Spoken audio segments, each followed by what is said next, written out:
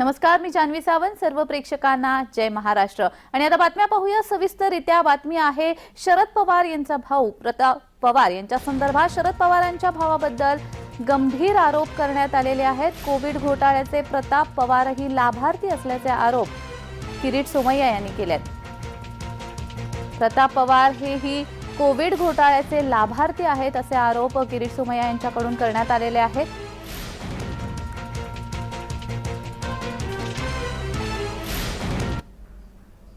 तर या संदर्भात किरीट सोमय्या यांनी काय ट्विट केलंय पाहूयात.